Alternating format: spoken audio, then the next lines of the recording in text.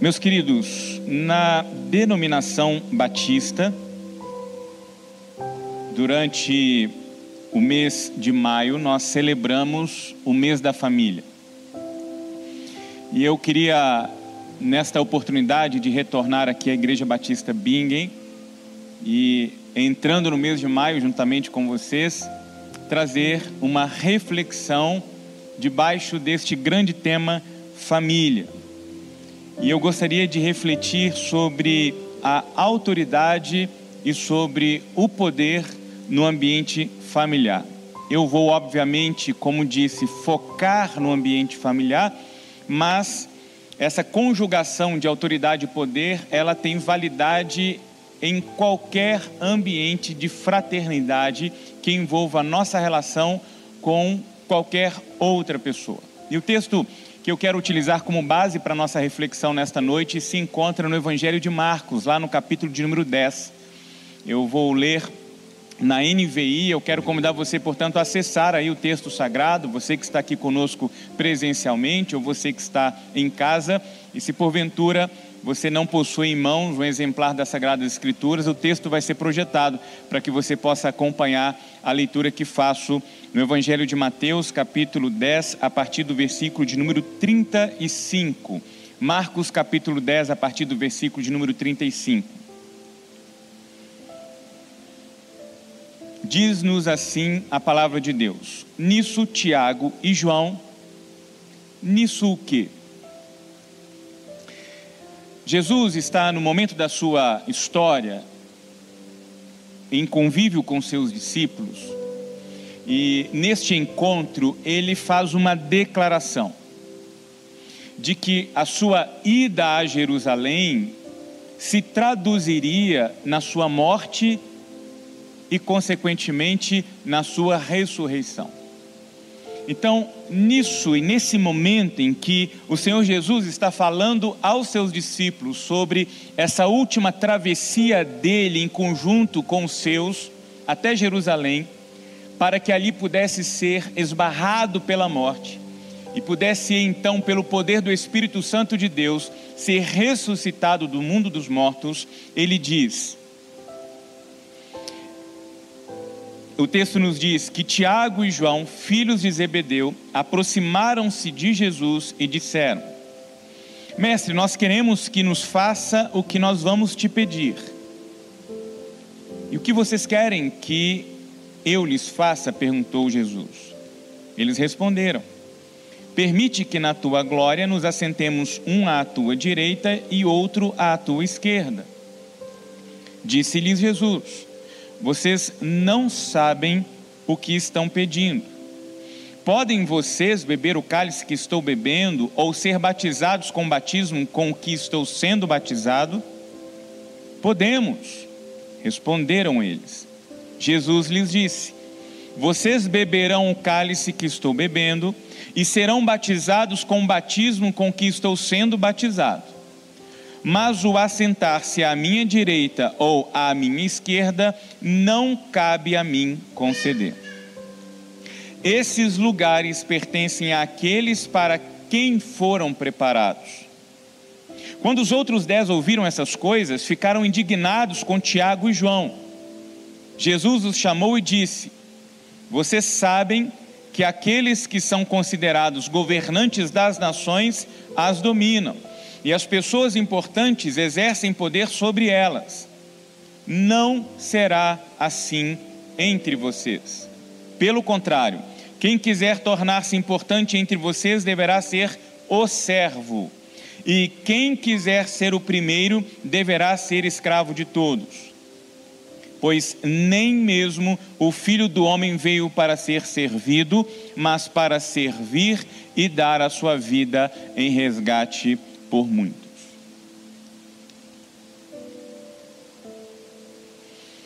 Essa declaração do Senhor Jesus nos coloca diante da perspectiva da autoridade e do poder. E para nos ajudar a entender a definição de autoridade e poder, eu quero tomar emprestadas os conceitos que Max Weber deu para essas duas expressões. E, de acordo com ele, o poder é exatamente essa faculdade de nós forçarmos alguém a fazer algo que nós desejamos, por conta do nosso poder, ou por conta da nossa força, mesmo que essa pessoa não queira fazer aquilo. Então isso é poder. Vai acontecer porque eu quero que aconteça, porque eu tenho poder sobre você, porque eu tenho força sobre você. E o segundo conceito que Weber vai trazer sobre autoridade é exatamente esta habilidade de nós levarmos as pessoas a fazerem de boa vontade aquilo que está sendo pedido, não mais por conta da força, não mais por conta do poder, mas agora por conta de uma influência pessoal. E muito especialmente por conta do caráter, por conta dos valores introjetados nessa pessoa que na posição de autoridade faz aquela solicitação. Consegue enxergar o ponto comum nessa distinção denominativa dada por Weber a poder e autoridade? O que em outras palavras está sendo dito aqui é que aquilo que foi pedido vai ser feito. De alguma forma vai ser feito. Seja por conta do poder ou da força, seja por conta da influência ou do caráter. Está claro isso aqui? Então, com isso em mente, eu quero voltar ao texto. E aí Jesus então diz: olha, eu vou morrer. Eu vou passar 3 dias no mundo dos mortos e vou ressuscitar. E Tiago e João então pedem: Senhor, que na tua glória o Senhor permita que nos assentemos ao teu lado, um à tua direita e outro à tua esquerda. O que está por detrás deste pedido? Um sentimento expresso por uma palavra denominada ambição. Ambição é algo que habita o coração da humanidade desde o Éden. A queda registrada na narrativa de Gênesis, no capítulo de número 3, é ocasionada por conta da ambição. Seduzidos pela voz da serpente, o casal acredita que, tomando do fruto da árvore do conhecimento do bem e do mal, tornariam-se semelhantes a Deus. Independente da interpretação que você faz de Gênesis capítulo de número 3, seja uma interpretação literal, seja uma interpretação alegórica, seja uma interpretação figurativa, o que Gênesis 3 está trazendo a nós é este desejo nato nosso enquanto humanidade de sermos Deus, de ocuparmos o lugar de Deus, de conseguirmos controlar tudo, de conseguirmos controlar todos e de alguma maneira tirar Deus de o lugar ali do trono e ocuparmos o lugar de Deus. Só que a gente é elegante, só que a gente é gente do bem, nós somos cristãos do bem. Então o que a gente faz? Nós deixamos Deus no trono, nós deixamos Jesus no lado direito do trono, e como nós somos filhos de Deus, nós pedimos o lado esquerdo, um lado um pouquinho mais humilde do trono. E é por isso que lá no Evangelho de Mateus, no capítulo 16, lá no versículo de número 24, o Senhor Jesus vai dizer assim: quer me seguir? Quer me acompanhar? Quer trilhar a estrada da vida comigo? A primeira coisa que você precisa fazer é negar-se a si mesmo. É abrir mão da sua vontade, é abrir mão dos seus desejos, é abrir mão dos seus planos, é entregar o controle da sua vida. E no lugar do controle, da vontade, dos desejos e dos planos, é tomar a minha cruz. E aí então colocar-se a seguir os meus passos. Mas não parece ser esse o interesse dos discípulos, porque nós temos aqui uma ambição disfarçada de piedade. Olha, Senhor, nós beberemos do teu cálice. Olha, Senhor, nós sim seremos batizados com o seu batismo, desde que o Senhor reserve ao teu lado um lugar para mim e para o meu irmão, porque nós estaremos debaixo do Senhor, mas nós estaremos sobre todos. O grande problema é que a ambição revestida de piedade, de alguma forma, tem sido presente e recorrente em muitos dos nossos lares.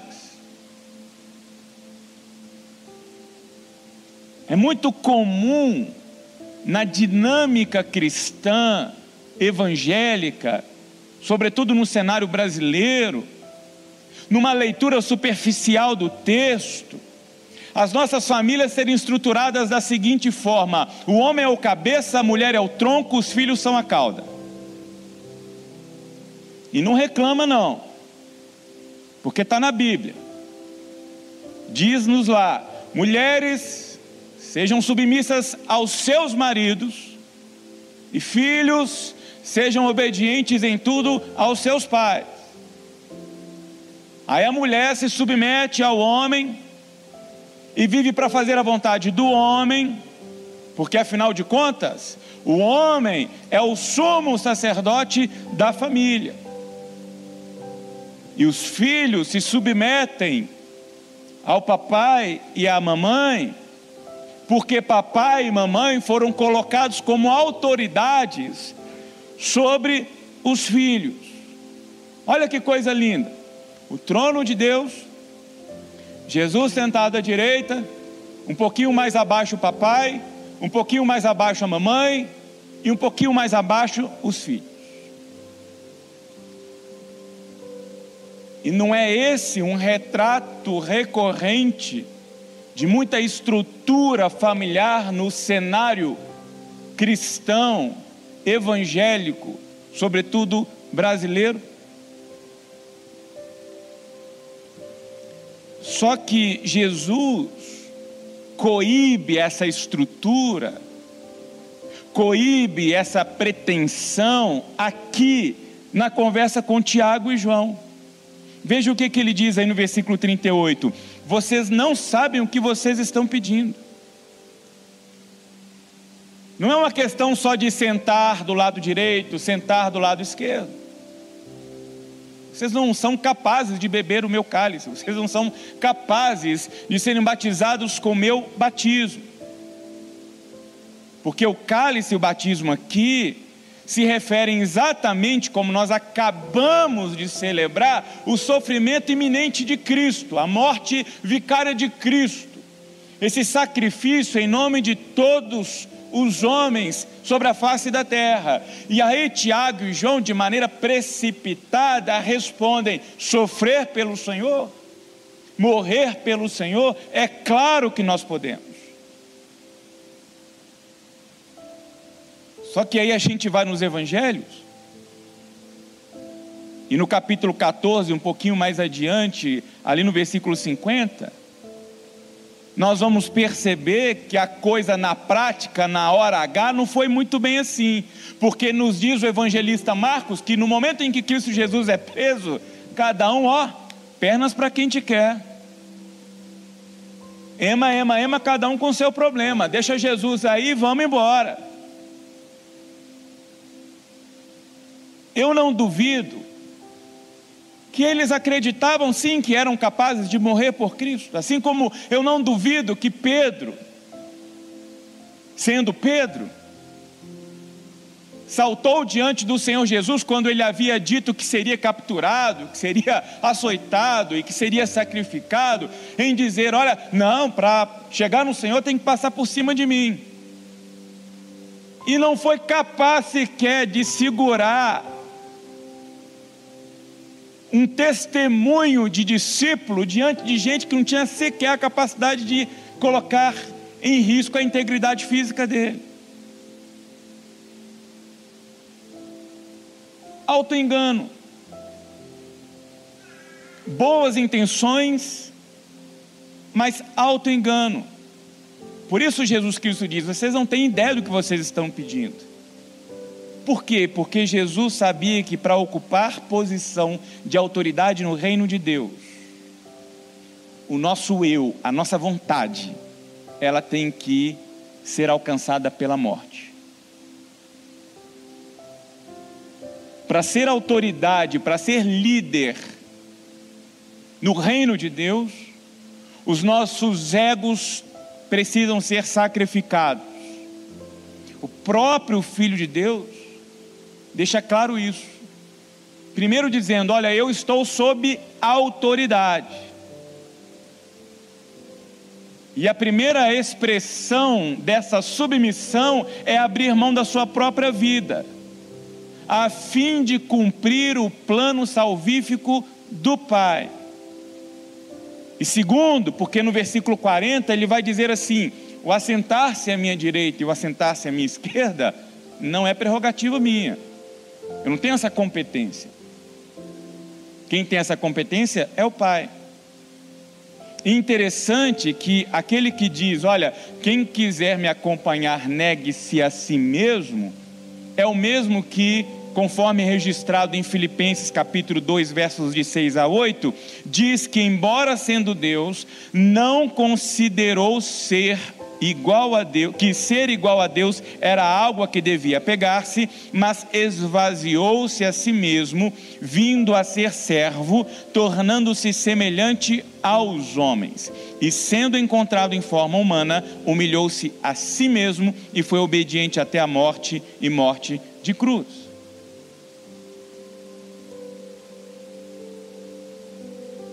Aquele que pede que nós nos neguemos é o primeiro a dar o passo da autonegação. Por isso que Paulo no verso 9 vai dizer que Deus o exaltou à mais alta posição e colocou o seu nome sobre todo o nome. E o que eu aprendo aqui? Que somente egos quebrantados podem ocupar posição de autoridade. Somente egos sacrificados podem ocupar posição de liderança.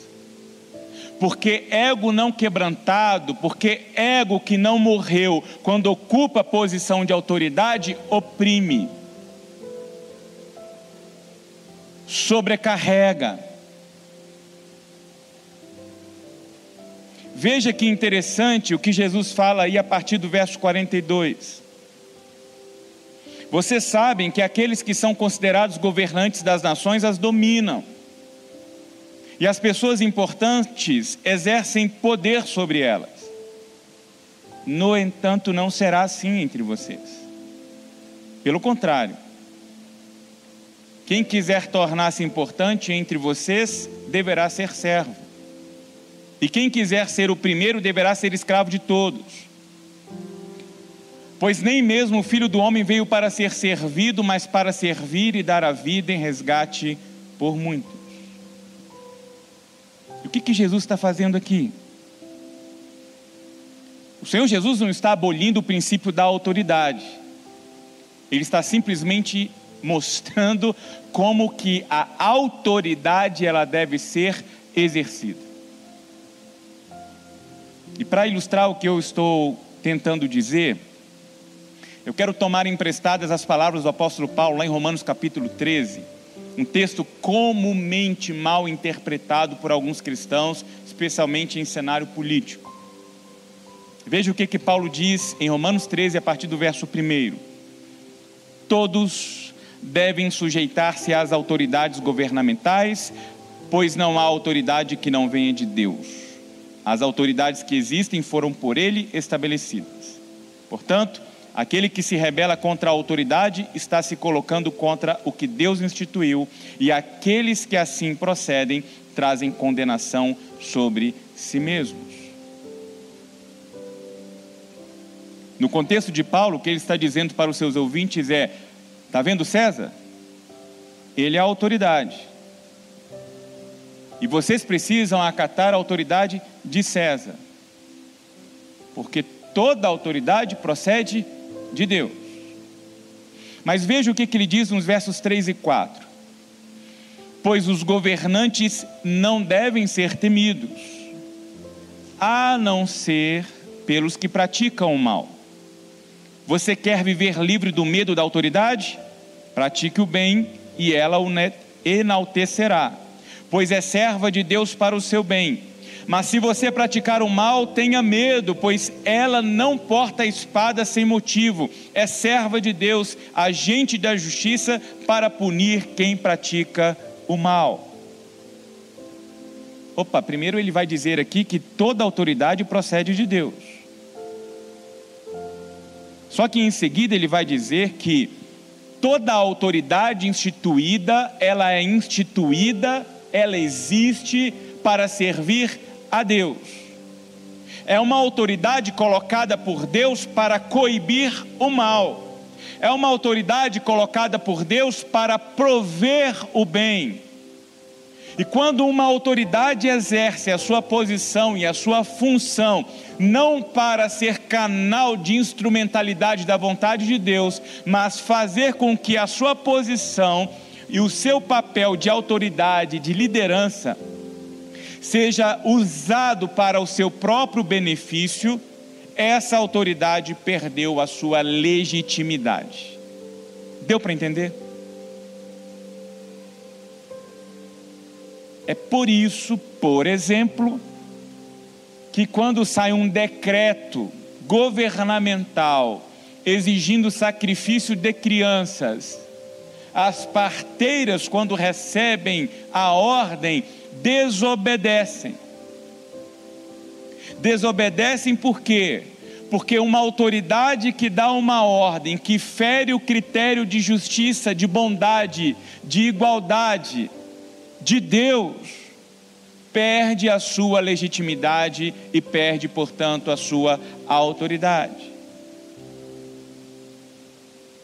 A Bíblia claramente estabelece um critério para todos que estão em posição de autoridade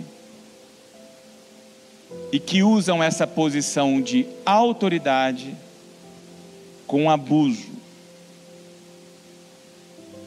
Estão conseguindo captar o que Deus está falando ao seu coração aqui nessa noite?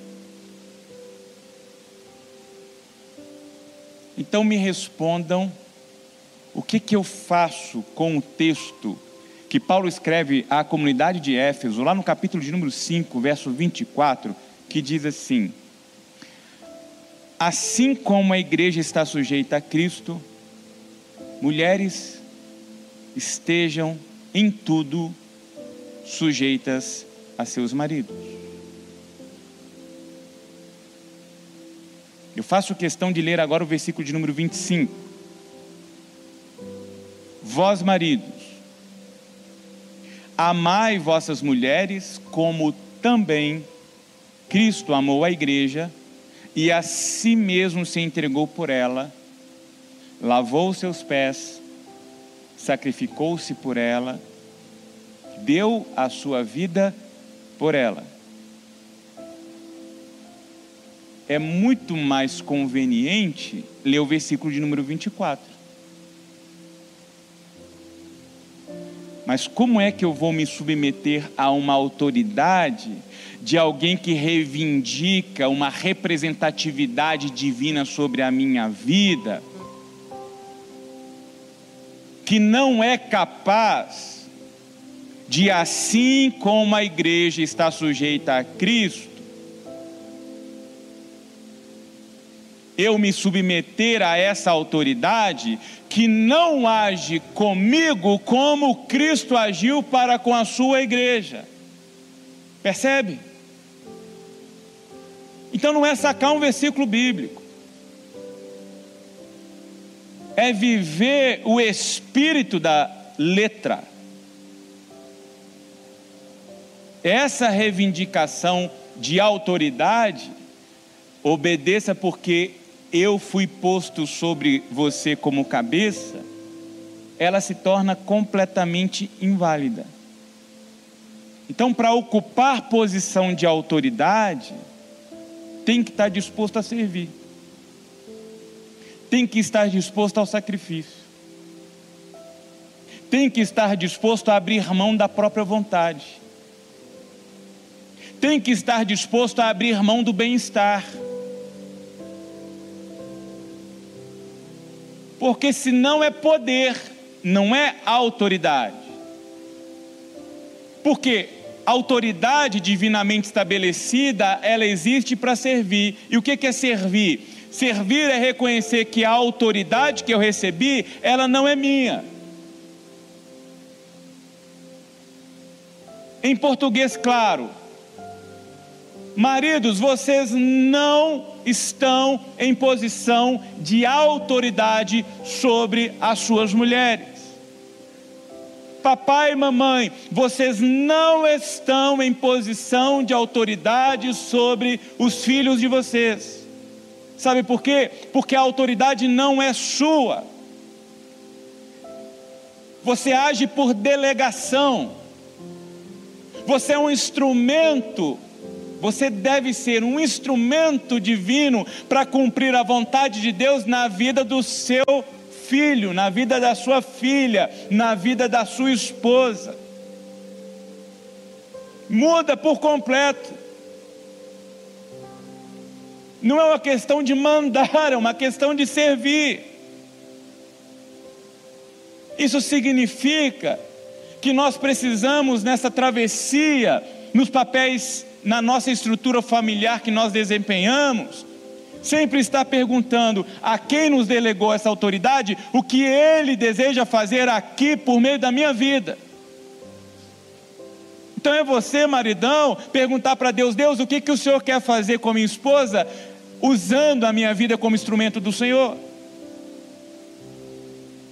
É você, esposa, perguntar para Deus: Deus, o que o Senhor quer realizar na vida do meu esposo, que é filho do Senhor, usando a minha vida como instrumento divino nas mãos do Senhor? É você, papai e mamãe, diante de Deus, perguntando a Deus: Deus, o que o Senhor quer fazer na vida dos seus filhos? Porque foi o Senhor que deu vida. O Senhor só num ato de delegação e de empréstimo, me deu o privilégio e a oportunidade de criar os filhos que são do Senhor. E aqui eu queria, especialmente nesse tempo, dirigir a minha palavra aos pais. Responda aí no seu coração, no seu íntimo, papai e mamãe. No fundo, vocês acreditam que Deus ama os seus filhos mais do que vocês? Responda para você.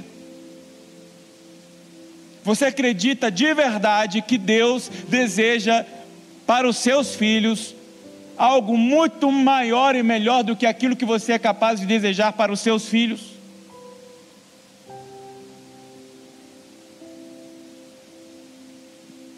Será que nós acreditamos realmente que nós agimos por delegação e que nós devemos, portanto, tomar cuidado para que nós não atrapalhemos aquilo que Deus quer fazer por meio das nossas vidas, na história e na vida dos nossos cônjuges, na história e na vida dos nossos filhos?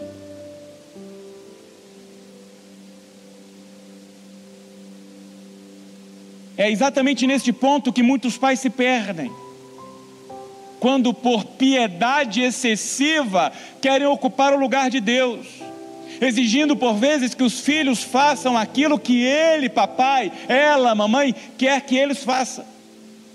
Mas não pararam e perguntaram a Deus: Deus, o que o Senhor tem para a vida do meu filho, para a história da minha filha? Qual que é a vontade do Senhor? Qual o desejo do Senhor? Qual foi a última vez que você perguntou para Deus o que Deus deseja para a vida dos seus filhos?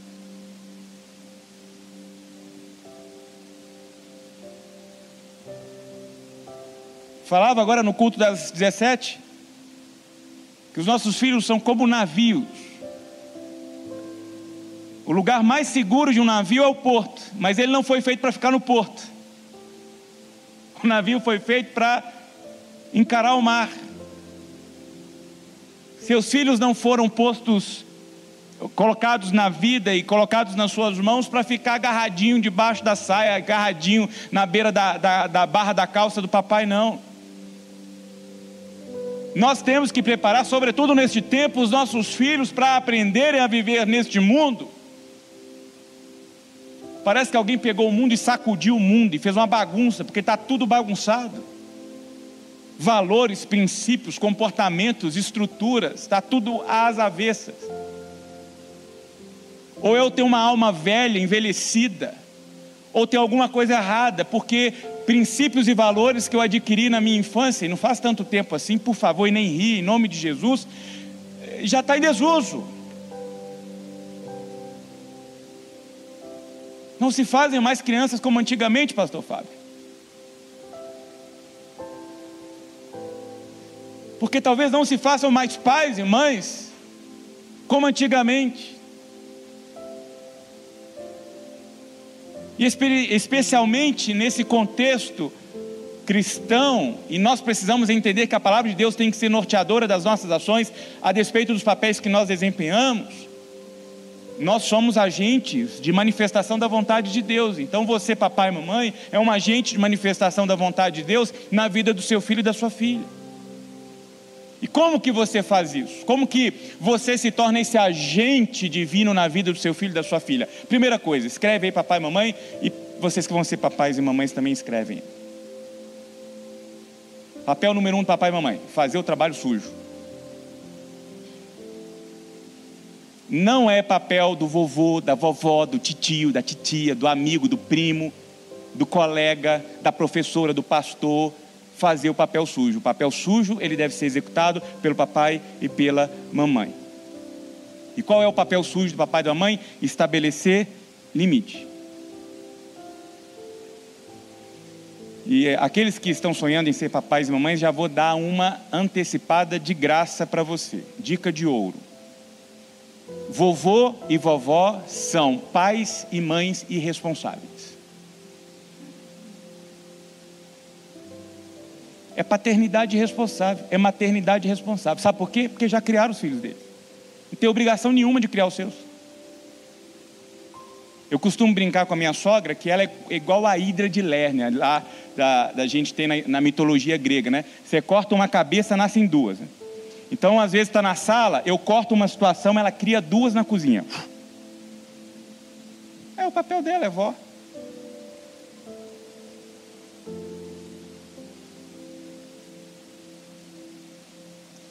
O papel sujo de educar, de disciplinar, de estabelecer limite, é do papai e da mamãe.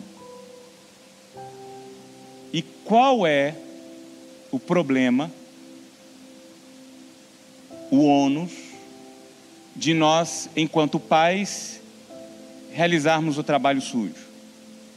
É que nós somos vistos como vilões em alguns momentos.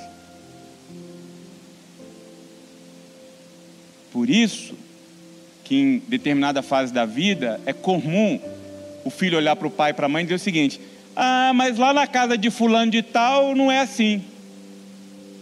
Ah, mas quando eu estou na casa da vovó, a vovó age de outro jeito. É, na casa da vovó. Falou muito bem, na casa da vovó. Aqui não é a casa da vovó. E aí eu ainda tenho a oportunidade de dizer: aqui não é a casa da sogra, meu filho. Não é assim que diz o ditado popular? Na casa da vovó você pode fazer o que você quiser. É a casa da vovó. Aqui é a casa do papai e da mamãe. Então, servir enquanto pai e mãe é fazer o trabalho sujo, correndo o risco de temporariamente ser malquisto. Grave isso, temporariamente. Todo mundo aqui que teve o privilégio e a oportunidade de nascer numa estrutura familiar em que os pais exerceram um papel sujo, contemplaram no paralelo alguns colegas, pessoas que conviveram com vocês em algumas fases, especialmente da infância, daquele período ali infantil, infanto-juvenil, que não tiveram pais que cumpriram um papel sujo de impor limites, os desdobramentos disso nas vidas. Por isso é que nós precisamos entender que esse papel, ele é interpretado temporariamente de maneira equivocada pelos filhos, porque eles não têm a visão da vida como papai e mamãe têm.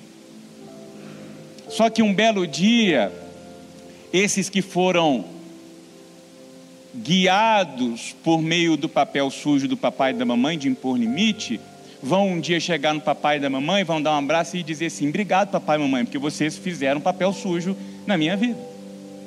E aqueles que não tiveram papai e mamãe exercendo esse papel, vão apontar o dedo em direção ao papai e mamãe e vão perguntar o seguinte: por que vocês não executaram um papel sujo de estabelecer limite na minha vida? E esse é um papel divino, cuja responsabilidade recai em nós, nos papéis de pai e de mãe que nós temos neste tempo. Em segundo lugar, a sua função como pai e mãe é servir sempre olhando-se no espelho. Sabe por quê? Porque a autoridade, ela só é legítima se ela for coerente. E se tem uma das coisas que os filhos esperam, é que os pais sejam coerentes, que o discurso seja coerente com a prática. E eu costumo dizer que se nós temos um problema de liderado, é porque nós temos um problema de liderança. Preste atenção nisso. Se há problema de liderado, é porque há problema de liderança. Quando as coisas não funcionam do jeito que eu acho que deveriam funcionar, às vezes é muito mais fácil apontar o dedo e dizer o seguinte: porque você é assim, assim, assado. Porque... Não. Agora a gente dá um passo atrás, se olha no espelho e tenta descobrir de que maneira a minha influência tem exercido um papel de responsabilidade naquele tipo de comportamento, naquele tipo de atitude. É sempre olhar para mim, diante da minha imagem refletida no espelho, e perguntar: o meu filho está sendo reflexo de quê? Do que eu falo, do que eu pratico, do que eu falo e do que eu pratico? E quer você aceite ou não, vocês pais e mães, vocês são medidos pelos filhos que vocês têm. Porque os filhos são literalmente espelhos do papai e da mamãe. Eu costumo dizer o seguinte: fica 5 minutos com uma criança e você vai conseguir traçar a estrutura do lar, do ambiente e o perfil do papai e o perfil da mamãe. Então toma muito cuidado com os comportamentos. Tome muito cuidado com as atitudes. Eu me lembro de uma história de um pai que chegou para o filho e falou assim: filho, eu preciso que amanhã você me deixe no trabalho, leve o carro na oficina, às 17 horas você pega o carro na oficina, e aí você me pega no trabalho e a gente vai para casa. Combinado? Combinado. O filho então pegou o pai, deixou o pai no trabalho, levou o carro para a oficina.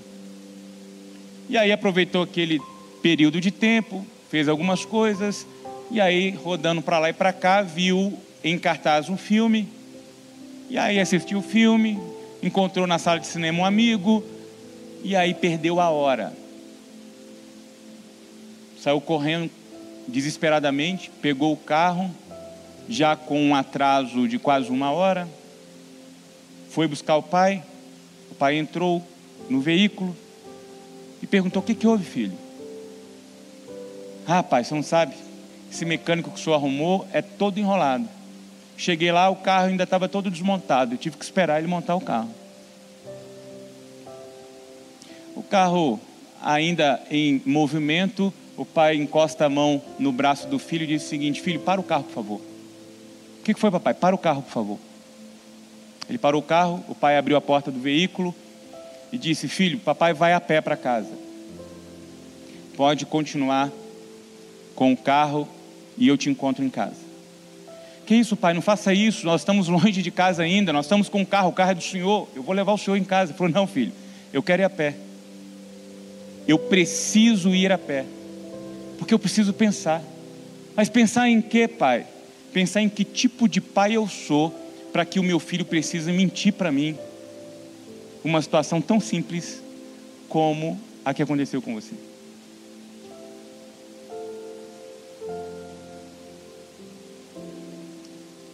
Isso é servir. É assumir a responsabilidade que me foi delegada para servir. Servir aqueles que estão sob a minha responsabilidade. Entendendo que enquanto eu estou servindo, eu estou cooperando com Deus para que aquela pessoa seja aquilo que Deus está sonhando para ela. E aqui especialmente falando enquanto pai, enquanto mãe, dispostos a realizarmos o papel sujo de estabelecermos limite, mesmo correndo uma grande chance de sermos malquistos pelos nossos filhos. Mas nesse exercício, sempre passando diante do espelho, olhando para nós mesmos e entendendo que nós temos uma responsabilidade de sermos coerentes entre aquilo que nós falamos e aquilo que nós vivemos diante de Deus e diante dos nossos filhos. Porque essa autoridade que eu tenho hoje enquanto pai, que você tem hoje enquanto pai, enquanto mãe, nós exercemos porque nos foi dada por Deus e precisamos com responsabilidade de mãos dadas com Deus e educar os nossos filhos e preparar os nossos filhos para que eles sejam exatamente o que Deus sonhou e deseja que eles sejam.